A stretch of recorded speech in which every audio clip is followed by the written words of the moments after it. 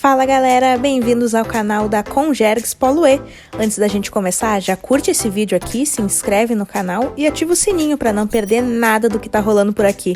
Agora tu já pode curtir o conteúdo.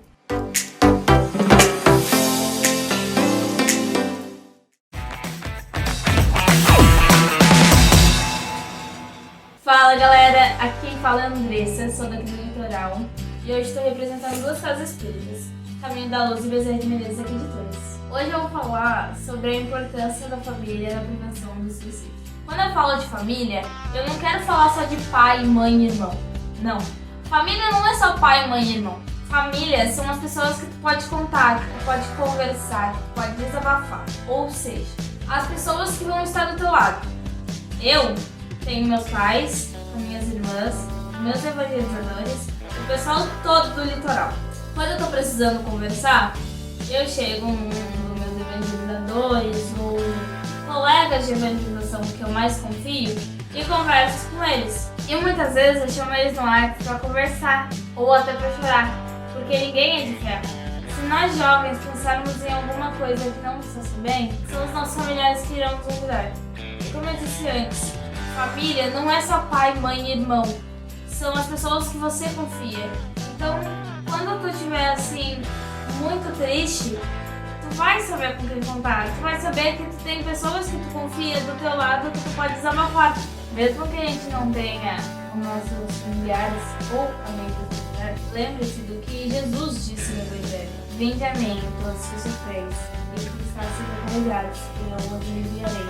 Mesmo que a gente não tenha ninguém, nenhum familiar, a gente pode fazer uma prece, pegar o Evangelho e ler muitas vezes umas parábolas ou alguns ensinamentos. Minha mãe disse que muitas vezes a gente vive numa casinha fechada e a gente não quer sair de lá. Então a gente tem que sair de lá, tem que achar uma saída dessa casinha pra gente poder sair e ver as pessoas que nos amam e que sempre vão estar ao nosso lado.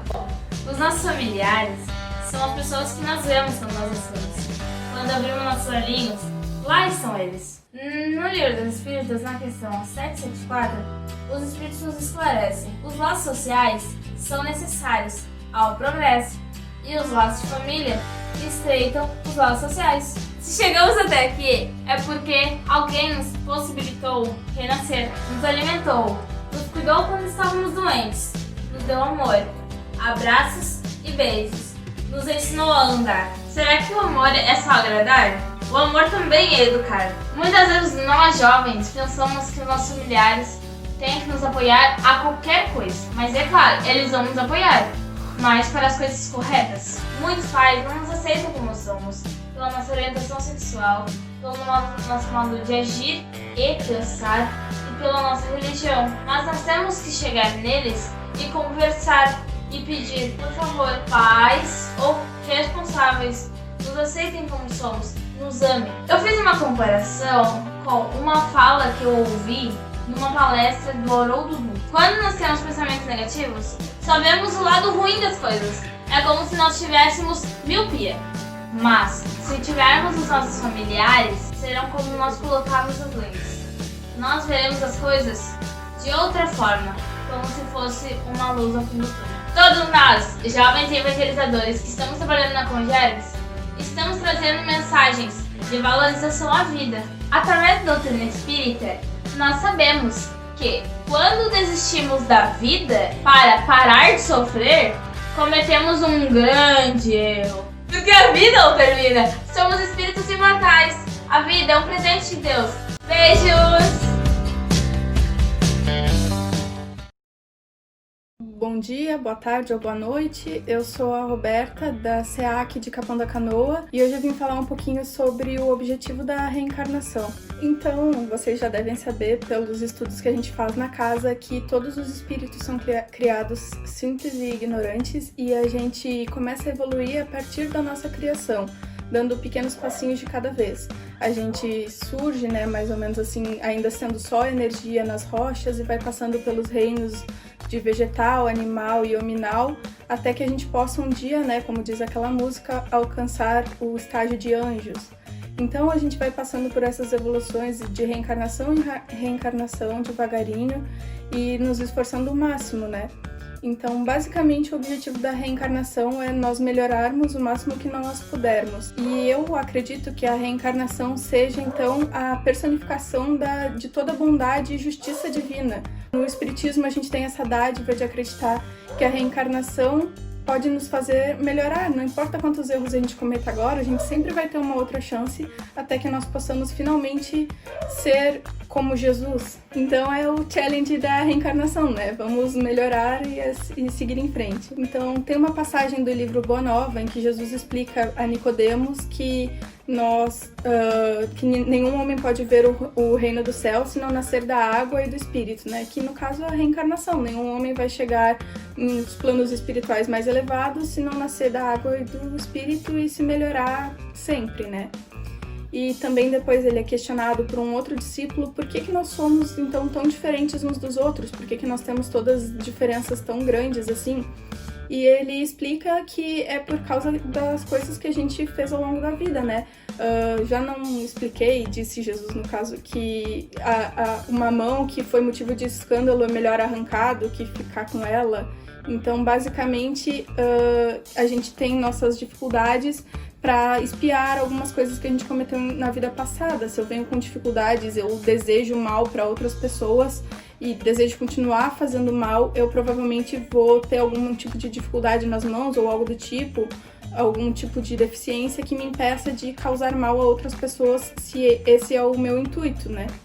E então assim, às vezes eu tive uma dificuldade e isso muda toda a minha história, né? E faz com que eu siga por um caminho completamente diferente do mesmo irmão que foi criado na mesma casa e coisas desse tipo. Nessa mesma passagem do livro Boa Nova, Jesus ainda é questionado por outro discípulo por que então a gente é tão diferente se a gente começa do mesmo ponto e segue basicamente o mesmo caminho, que é a reencarnação.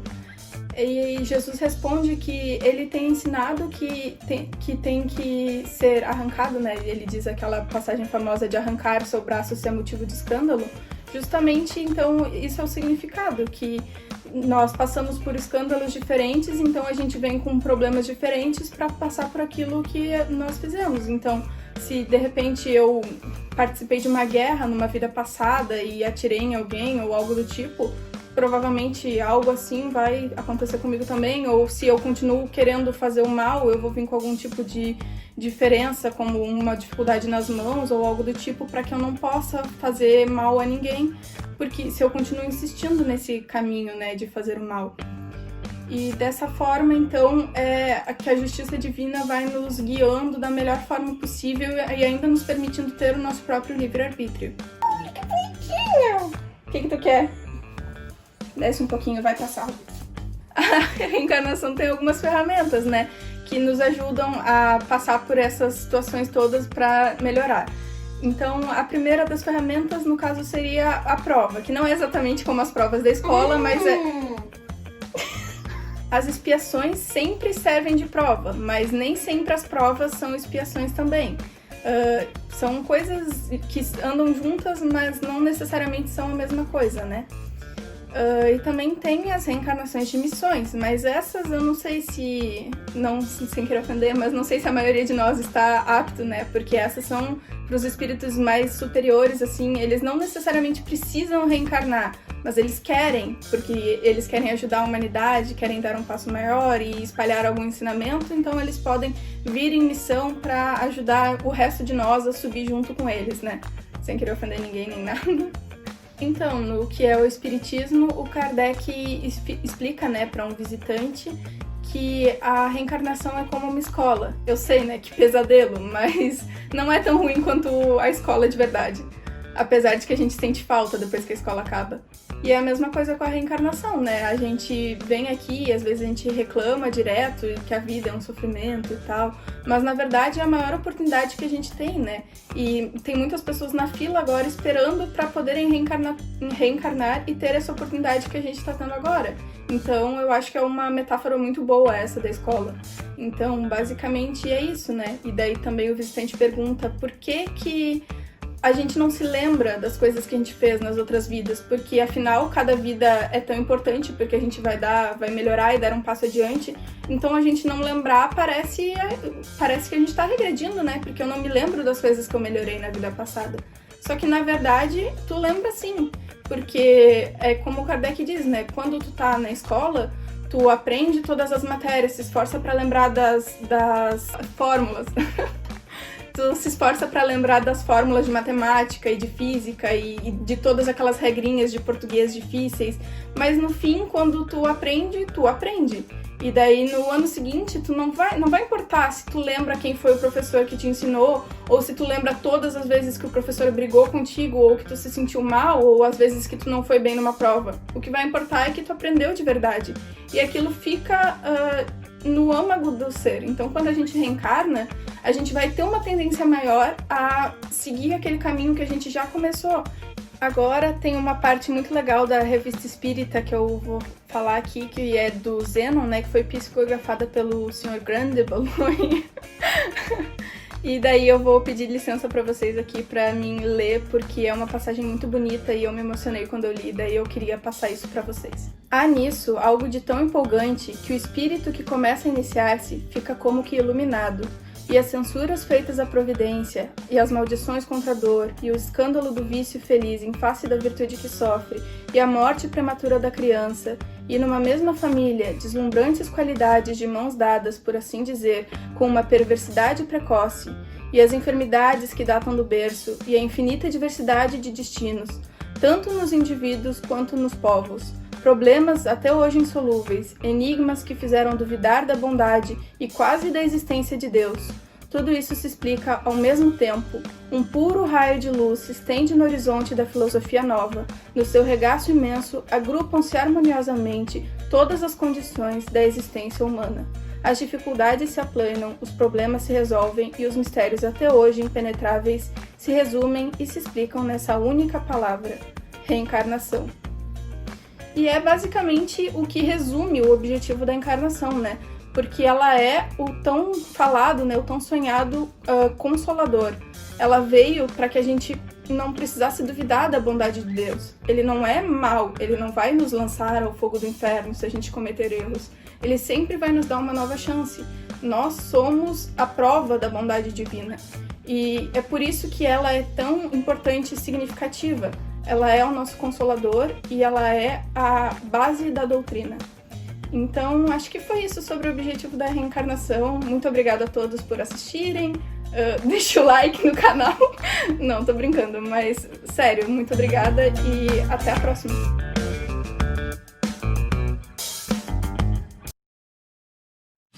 Oi gente, tudo bem com vocês? Comigo tá tudo bem. Eu sou a Nayane, sou daqui do litoral, sou de Torres e gostaria de falar um pouquinho para vocês sobre a valorização dos valores do espírito e não do mundo. A decodificação da doutrina espírita por Kardec nos trouxe uma visão mais clara sobre a reencarnação, criando em nossos corações uma fé inabalável do futuro. O Evangelho, no capítulo 2, nos esclarece que esse novo ponto de vista sobre a vida futura tem grandes consequências em nossa moralização. Os nossos valores precisam ser encarados de uma nova perspectiva, a de um espírito imortal. Muitas vezes aprendemos a dar mais valor às coisas que não fazem sentido para o espírito imortal, como o orgulho, a vaidade, a fama, o poder, o dinheiro, e deixamos de lado o que realmente importa, que é o amor, a doçura, a caridade e tantas outras características de um homem de bem. No capítulo 17 do Evangelho, nós encontramos os caracteres da perfeição. E Jesus, basicamente, nos dá a receitinha do bolo para conseguirmos os caracteres da perfeição. Amai vossos inimigos, fazei o bem àqueles que vos odeiam, e orai por aqueles que vos perseguem e vos caluniam. Escutando essa frase, até parece ser uma coisa simples, né, de se fazer, mas na verdade é muito difícil. A cada dia, mês, ano e até encarnações ganhamos uma nova oportunidade, uma página em branco para nós aprimorarmos e cultivarmos em nossos corações esses valores, como amor, respeito, união, solidariedade, indulgência, perdão e tantos outros valores importantes para um verdadeiro homem de bem. E tem um trechinho do livro Nosso Lar que eu gosto bastante. Uma existência é um ato, um corpo, uma veste, um século, um dia, um serviço, uma experiência, Um triunfo, uma aquisição, uma morte, um sopro renovador. Nós, jovens, muitas vezes acabamos sofrendo por buscar os valores que o mundo acha importante. Esquecemos que somos espíritos imortais. O Espiritismo não criou nenhuma moral nova, mas nos facilitou o entendimento da moral do Cristo, nos dando uma fé sólida e esclarecida. Lembre-se, reconhece-se o verdadeiro espírita pela sua transformação moral e pelos esforços que emprega para domar suas más inclinações. Não é uma tarefa fácil, mas estaremos juntos para conversar e nos ajudarmos. Podemos começar cultivando esses valores em nossa casa com nossa família. Com o passar do tempo, vamos expandindo nossa atuação. E lembre-se que tudo começa com um pequeno passo de cada vez. Nosso progresso é que nem uma escada infinita. A cada dia, podemos subir mais um degrau. Todos nós ainda possuímos um longo caminho pela frente, com o incrível desafio de nos amarmos mais. Um beijão, pessoal, e uma boa Congergs para todos nós!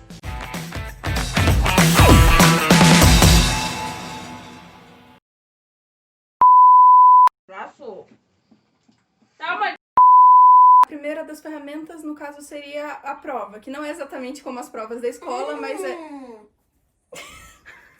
Tá querendo? Eu vou pegar o cobertor. Vai. Amai-vos vossos... E eu os enviarei. Vinde a mim todos que sofreis, e que cansa carregado, eu os aliviarei.